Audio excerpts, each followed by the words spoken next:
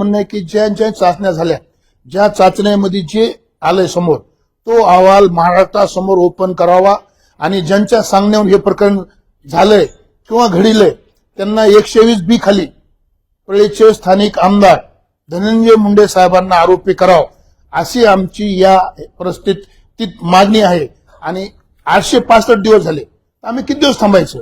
यापूर्वी आम्ही परळी शहर बंद केलं, रस्ता रोको केला, तरी आम्ही ह्या शासनाला आणि ह्या प्रकरणाचा तपास आणि आरोपींना अटक करण्यासाठी 20 मार्च पर्यंत आम्ही मुदत देणार आहे.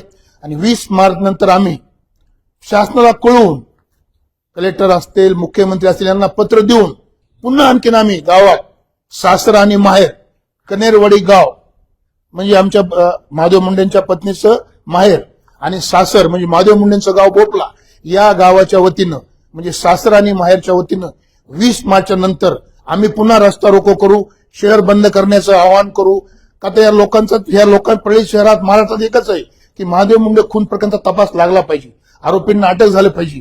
हे प्रकरण कुणा घडून आणलं, हे प्रकरण कुणाच्या म्हणण्यावर आलं,